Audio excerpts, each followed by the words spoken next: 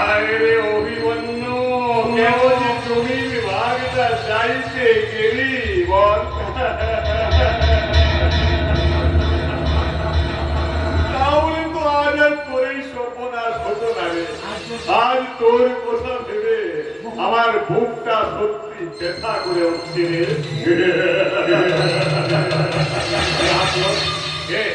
আসছে তাহলে কি দুর্যোধন পালের বিবেক ভেবে কথা বলছে? আসো আসো দুর্যোধন পালের বিবেক। কিন্তু সত্যি সত্যি আজ আমার মনটা পড়বে খারাপ। হাজার হোক মায়ের পেটের ভাই তো, এই যে আপনারা কি বলেন না, হাজারো মায়ের পেটে ভাই তো ভাই তো।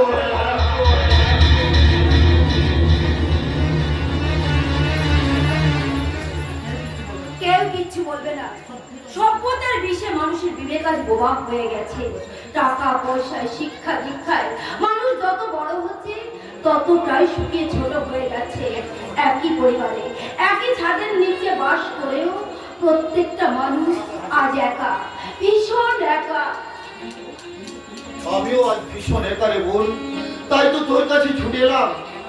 কেন কেন এসেছে দাদা? তুমি জানো না ও কেমন বর ছেলে? এখানে তোমাকে দেখলে আমাকে যা নয় তাই বলে। বিশ্বাস কর বোন, এই কদিন তোকে বাড়িতে একা না দেখতে পেয়ে আমি যে তোর জন্য ভীষণ অস্থির হয়ে গেছি রে বোন। তোকে একবার দেখার জন্য ভীষণ অস্থির হয়ে গেছি। তাই নাকি? মনের জন্য আজ হঠাৎ এত দরদ জাগার কারণ? ওভাবে বলিস না রে বোন, ওভাবে বলিস না। বাবা মারা যাওয়ার পর এই তো আমার একমাত্র সম্পদ। অভাবের সংসারে কত কষ্ট করে তোকে বড় করেছি, নিজে না খেয়ে তোদের খাইয়েছি।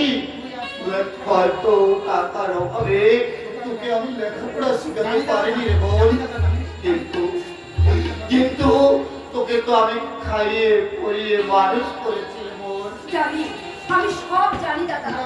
তোমরা দুই দাদা আমাকে কোনোদিনও, আমাকে সব সময় আগলে রেখেছো। আমাকে আমাকে কখনো আমার চোখের জল ফেলতে দাওনি। অথচ অথচ আজ আমি তোমাদের জন্য এ বাড়িতে লুকিয়ে লুকিয়ে কাঁদি। উত্তরা, হ্যাঁ দাদা, তোমরা আমাকে পেট ভরে খেতে দিতে পারোনি, কিন্তু কিন্তু আমি আমি অনেক শান্তিতে তোমাদের বাড়িতে ছিলাম। কিন্তু আজ আজ এ বাড়িতে আমার বাড়ি গাড়ি গয়না কত কি আছে, কিন্তু কিন্তু আমি একটু সুখ পাচ্ছি না দাদা। আমি এতটুকু সুখ পাচ্ছি না। কাঁদিস না রে মুছে নয়ন, দাদা কান্না হাসি খেলা জীবন, কান্না হাসি খেলা জীবন। কাঁদিস না রে মুছে নয়ন, কান্না হাসি খেলা জীবন। দাদা দাদা জীবনে আঘাত আসবেই আসবে, বুকু ভরা বেদনা হৃদয়ে তো ভাসিবে। জীবনে আঘাত আসবেই আসবে, বুকু ভরা বেদনা হৃদয়ে তো ভাসিবে।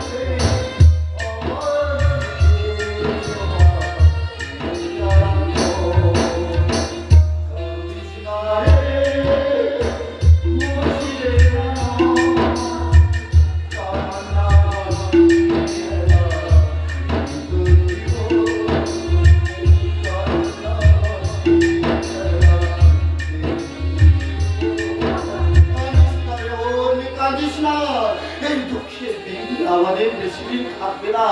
আবার আবার আমরা আনন্দে, আবার আমরা একদিন আনন্দে মেতে উঠবো। বলো দাদা বলো, কেন কেন এমন করলে? আমি যে পাপি রে, আমি যে পাপি, মহা পাপি। বড় লোকের আত্মীয় হওয়ার সব একজন সামান্য ফুল ব্যবসায়ী হয়ে আমি ম্যানেজার হতে চেয়েছিলাম। সব দোষ যে আমার রে বোন। এতদিন পর তোমার এই চৈতন্য জাগার কারণটা কি দাদা? কদিন বাড়িতে একা একা থাকতে থাকতে আমার মনের সামনে থেকে ওই কালো পর্দাটা সরে গেছে রে বোন। ওই কালো পর্দাটা সরে গেছে। জমি তো কবেই গেছে, দোকানটাও তো কবেই বন্ধ করে দিয়েছি, নগদ টাকাও সব শেষ। যার ভরসায় এত লাফানি ঝাফানি, যে দুর্যোধন বাবু আমার ভরসা বলে মনে করেছিলাম, সে এখন আর আমার সঙ্গে দেখাই করছে না। আজ আজ আমি কষ্ট বুঝতে পারছি রে। গরিবের কেউ নেই, গরিবের কেউ নেই। সেই বুঝলে দাদা, অথচ কিছুদিন আগে যদি বুঝতে আর এখন যে বুঝলে, ততদিনে যে আমার সংসার সব শেষ হয়ে গেছে। কি হয়েছে তোর? দাদা, ও আজকাল আমার সঙ্গে ভালোভাবে কথা বলে না, মাঝে মাঝে কোথায় চলে যায়, একা একা আপন মনে কি ভাবে, আর অনেক রাত্রে ঘরে ফিরে ওই পাশের ঘরে ও শুয়ে থাকে। আমি ওকে বুঝিয়ে বলবো রে, আমি ওকে বুঝিয়ে বলবো। না। সেদিন বোঝায় যা, আর পুলিশ বাবু আমাকে এমন ভাবে তাকিয়েছে, আমি ওদের নামে যা তা বলেছি, এসব মিথ্যে, তুই বিশ্বাস কর, এসব সাজানো। না দাদা না, আর তোমাকে ওকে কিছু বলতে হবে না, যা বলার আমি তাকে সব বলে দেবো, আর সময় হলে আমি তোমাকে ঠিক ডেকে পাঠাবো দাদা। তাই পাঠাস রে বোন, তাই পাঠাস।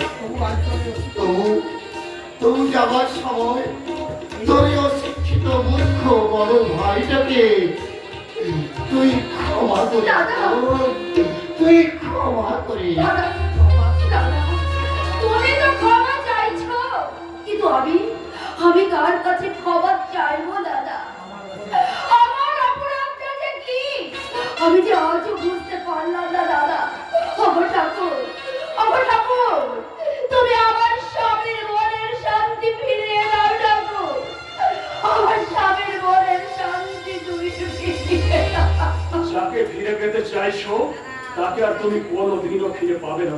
কেন পাবো না? মন থেকে ডাকলে ভগবান ঠিক আমার মনের শান্তি ফিরিয়ে দেবে। কাকে ফিরে পেতে চাইছো, শান্তি না শহরে? ছি ছি ছি, এসব কথা তো তোমার মুখে মানায় না। তুমি যখন সহদেবদা দাদার সঙ্গে সব সম্পর্ক শেষ করে দিয়েছো, তবু আমি বারণ করা সত্ত্বেও তারা এখানে আসে। না গো না, তারা আসে না, কারণ তারা দুজনেই যে তোমাকে ভয় পায়। তাহলে এই রুমালটা কার? রুমাল? কই, আমি আমি তো এই রুমালটা চিনতে পারছি না। তাহলে বোধহয় তোমার দাদা কিংবা দাদার হবে। তাছাড়া এই সামান্য একটা রুমাল নিয়ে তুমি এত ভাবছো কেন? রুমালটা সামান্য হলো, আমার দেওয়া ঘড়িটা কিন্তু সামান্য নয়। সেটা তোমার হাতে নেই কেন? মানে আমি কি সবসময় বাড়িতে ঘড়ি পরে থাকবো নাকি? তাতে তো দোষের কিছু নেই। যাও, ঘড়িটা পরে এসে যাও। এখন এই রাতে? হ্যাঁ, আমি সেটাই চাই। যাও, পরে এসো। তার আগে আমি তোমাকে একটা কথা বলতে চাই, তুমি রাগ করবে না বলো? কি কথা? মানে আমি তোমাকে ভয়ে বলতে পারিনি। কি কথা? আসলে ভালোবেসে তুমি আমাকে একটা জিনিস উপহার দিয়েছিলে, কিন্তু সেই জিনিসটা আমি আমি কিছুদিন খুঁজে পাচ্ছি না। কোথায় রেখেছিলে? আমি তো তোমার সিন্ধুকে রেখেছিলাম। সেতুকে চাবি কোথায় থাকে? আমার কাছে তো সবসময় চাবি বাঁধা থাকে, আর যখন আমি রাতে ঘুমাই ওই চাবিটা আমি বালিশের নিচে রেখে শুই। তাহলে কি ওই ঘড়িটা সিন্দুকটা গিলে ফেললো নাকি হাওয়ায় বেরিয়ে গেল? বলো, চুপ করে আছো কেন? জবাব দাও। একটা 1,00,000 টাকা দামের উপহার তুমি 100 দিনও নিজের কাছে রাখতে পারলে না, তার আগে সেটা নাগরকে উপহার দিলে। এসব তুমি কি বলছো? তুমি ছাড়া এই পৃথিবীতে আমার কে আছে বলো তো? দেখবে কে আছে, দেখবে। এই দেখো,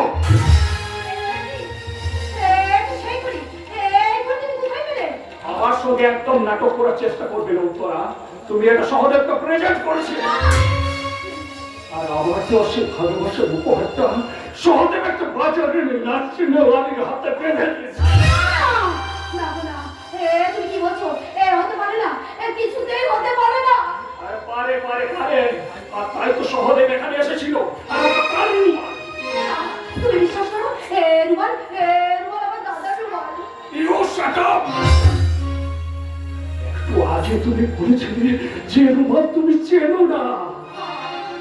তুমি বিশ্বাস করো, দাদাজি এ বাড়িতে এসেছিল, আমি আমি তোমার ভাই তোমাকে বলতে পারিনি।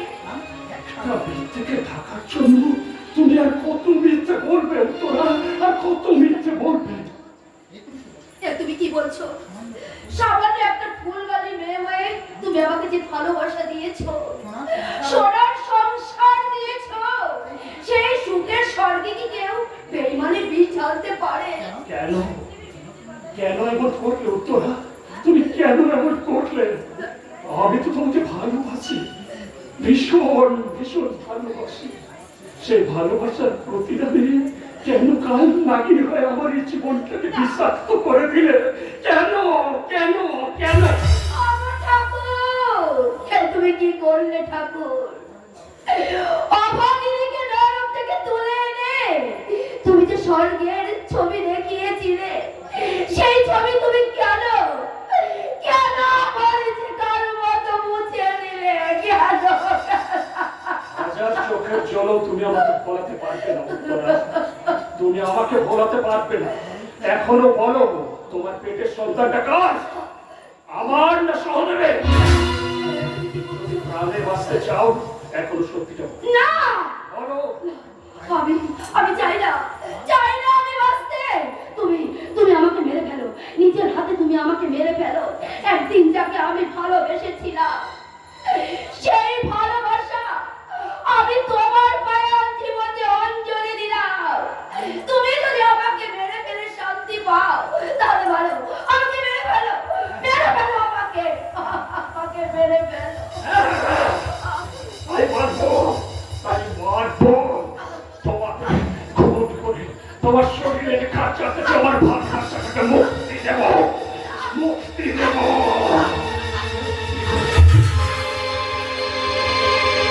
তোমাকে দেখে কোনো মেয়ে আর কোনো পুরুষের ভালোবাসা নিয়ে ছেড়ে খেলা করতে নাও।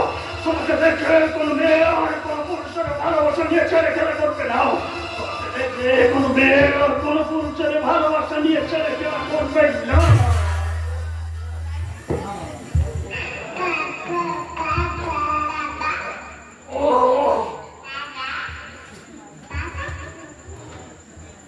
না না, আমি কোনো অন্যায় করিনি। আমি পাপের শাস্তি দিয়েছি, কিন্তু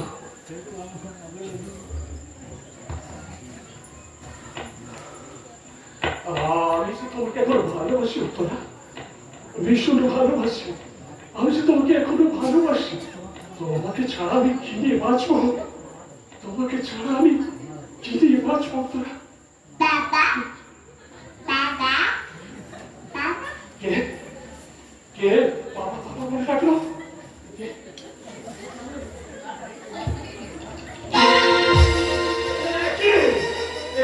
এ যে আমার সন্তান, এ যে আমার সন্তান। উত্তরা, উত্তরা, বাবা তুই আমাকে অভিশপ্তে অভিশপ্তে আমার মতো বাবা ছিল এই পৃথিবীতে রাজন মায়।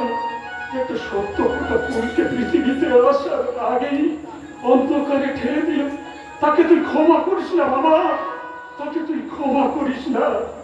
অভিশাপ দে, অভিশাপ দে।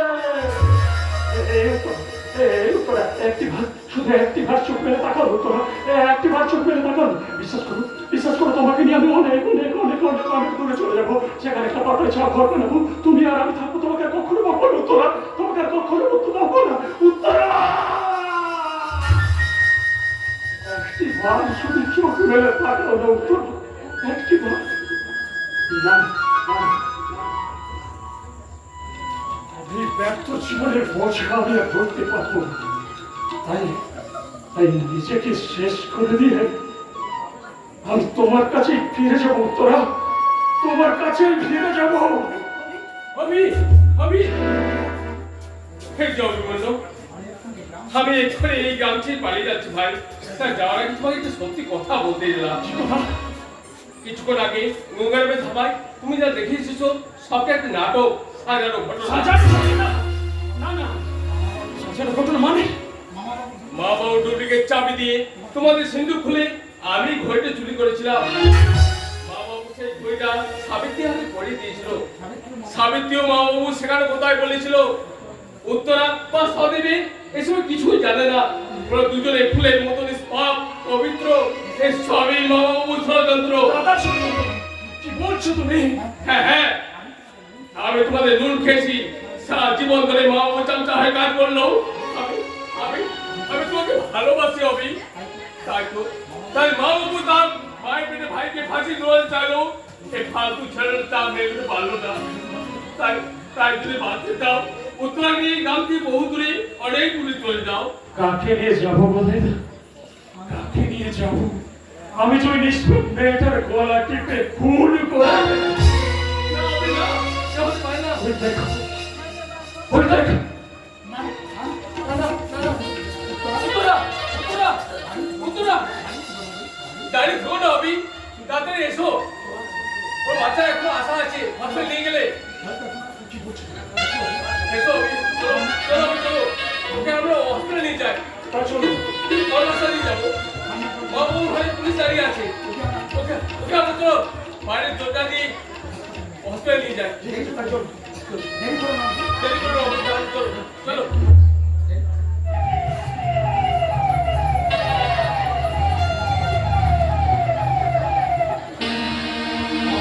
অপদার্থ, সব গোটা অপদার্থের দল। টাকা পয়সা খরচ করে আমি কতগুলো গরু ছাগলকে পুষে রেখেছি, এখনো পর্যন্ত ওরা কোনো খবর দিতে পারলো না। পড়াশোনাটাও 12টা বাজতে চললো, তাও কোনো খবর দিতে পারলো না। এদিকে খোদাইটা সেও মোবাইল ফোনটা বন্ধ করে রেখেছে। যদিও জানি এই কালকেউটের বিষটাকে কাটানো অসম্ভব, তবুও উত্তরার অভিমন্যু একটা শেষ খবর না পাওয়া পর্যন্ত নিশ্চিন্তে ঘুমোতে যেতে পারছি না। তাই তো খবরটা দিতে আমি নিজেই ছুটে এলাম। আন্তারা ছেড়ে কাজের কথাটা বলো। উত্তরা কিছুক্ষণ আগে ওই হসপিটালের বিছানায় শুয়ে মারা গেছে।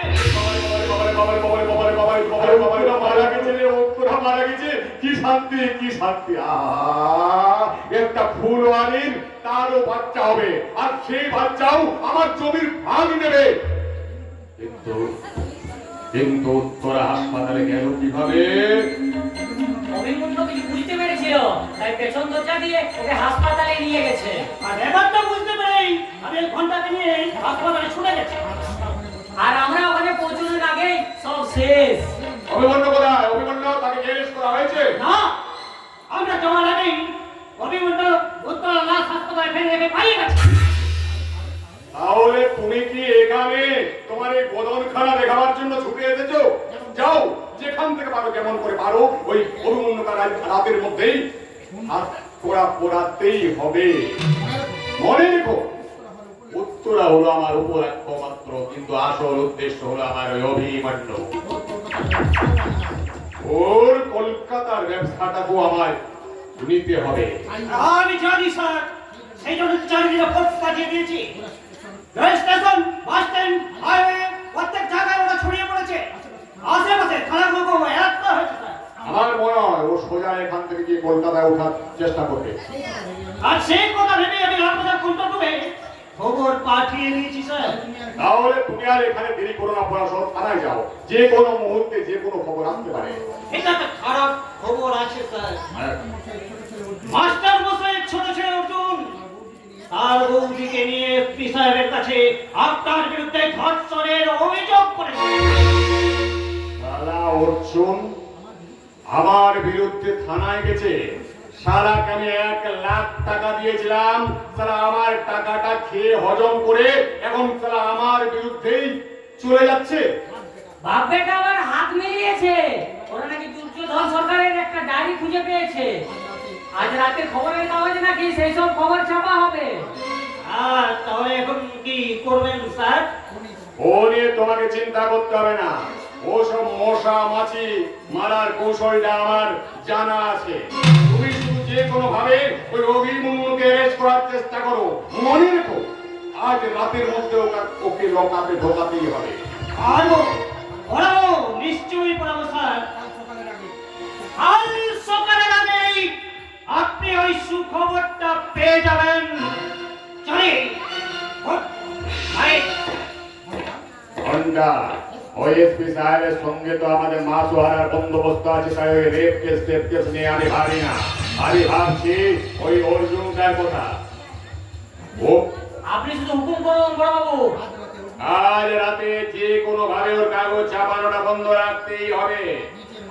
নিচের মালখানা, আরে ঘন্টা নিচের মালখানা আমাদের কতজন লোক আছে রে? আজ রাতে 5 জন আছে বাবু। 5 জন, আর তুই মোট 6 জন। বাস এতেই আমার কাজ হয়ে যাবে। এক কাজ কর, তোরা 6 জন মিলে অস্ত্র নিয়ে কালো কাপড়ে মুখটা ঢেকে আমার কাছে চলে আয়। এখন এমন ভাবে সাজি ঠিক যেন সন্ত্রাসবাদী দলের লোক বলে মনে হয়। ঠিক আছে বড়বাবু, কি করতে হবে আমাদের? তোরা ওই 6 জন মিলে আজ রাতে ওই মাস্টারের বাড়িতে হামলা চালাবি। ওই প্রেসটায় আগুন লাগিয়ে দিবি। পারলে ওই পারিশুদ্ধ সবাইকে পুড়িয়ে মারবি। কিন্তু ওরা যে আপনার নামে ডায়েরি করেছে, সবাই তো আপনাকে সন্দেহ করবে। আরে ওসব নিয়ে কিছু ভাবিস না রে ঘন্টা, ওসব নিয়ে কিছু ভাবিস না। আমি পুলিশকে বলে রাখবো যে ওই অর্জুন আমার নিয়ে লেখা ছাপাতো বলে ওই যুধিষ্ঠির সরকার রেগে গিয়ে তার সন্ত্রাসবাদী দলের লোক এনে ওই প্রেসটায় আগুন লাগিয়ে দিয়েছে। ঠিক আছে বড়বাবু, আমি তাহলে ওদেরকে নিয়ে আসছি রেডি করে। হ্যাঁ, যা যা যা, তাড়াতাড়ি কাজ কর। সবস্ত শিখলাম।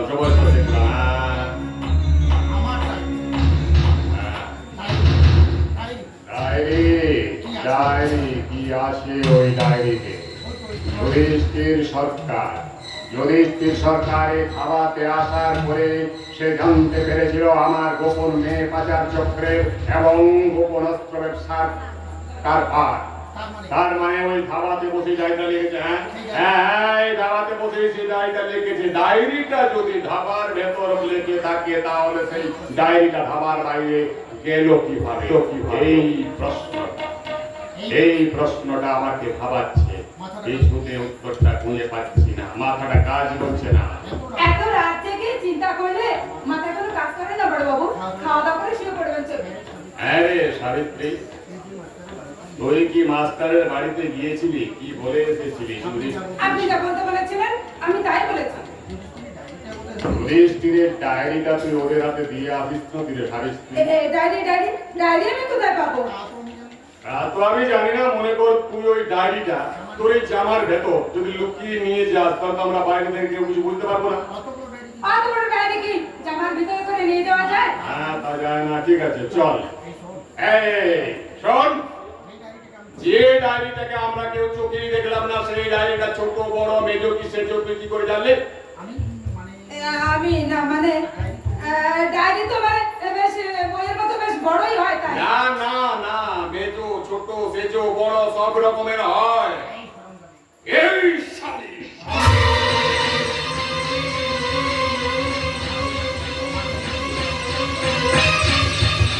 আমার সঙ্গে চালাকি, আমার সঙ্গে চালাকি কেন করলে? বল কেন করলে? এখনই তুমি যা কমিয়ে ইজ্জত নষ্ট করেছো তাদের সবার হয়ে আমি তোমার সর্বনাশ করে তবেই ছাড়বো। তোদের মতো মেয়েরা মরবে আজকের এই কলিযুগে, দুর্যোধনরা মরবে না, অমর হয়ে বেঁচে থাকবে। মরবি তোরা, তোদের মতো মেয়েদের আমি সার পোকার মতো টিপে এদেশের নারী শক্তিকে আর তুমি এত সহজে মারতে পারবে না দুর্যোধন। এই মহামায়াদের হাতে তোমাকে আজ মরতে হবে। কি ও যুধিষ্ঠির সরকারের বিধবা বউটা, তুই আবার এখানে এসেছিস? তুই এক রাতের আদর্শ আগে তোর মন ভরেনি বুঝিয়া, কিন্তু তুই এখানে কিভাবে? কে তোকে দরজা করে দিয়েছে বল? আমি জীবন ধরে তোমার বাপের সাথী হয়ে কাজ করে এসেছি, সেই গঙ্গারাম। তুই আমি এতদিনে একটা ভালো কাজ করলাম। কিন্তু আচ্ছা, তুই ভালো কাজ করেছিস। এখনই আমি তোদেরকে ধাবার মাটির নিচে পুঁতে ফেলবো, তোদের তিনজনকে। বড়বাবু আমরা এসে গেছি, সবাইকে সব কাজ বুঝিয়ে দিয়েছি। তাহলে বেরোবার আগে এই তিনটাকে শয়তানিকে খতম করে ধাবার নিচে পুঁতে দিয়ে গাটা একটু গরম করে নে, বুঝেছিস? ভাগ করুন বাবু, আমি পারবো না। পারবি না কেন? পারবে না। লড়ি লাঞ্ছনার মতো আর পারবে না। লড়ি না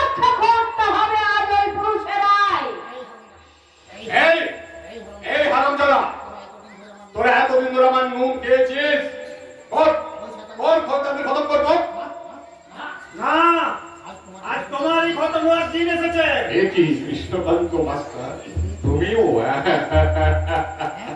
হ্যাঁ, ওই গঙ্গার আমি এখানে আসার আমাকে ব্যবস্থা করে দিয়েছে, কারণ এই কৃষ্ণ না থাকলে যে মহাভারতের যুদ্ধটা শেষ হবে মানে দুর্যোধন। এই এই সালা, এই দাঁড়িয়ে আছিস কেন? বল, ওদের খতম কর, খতম কর।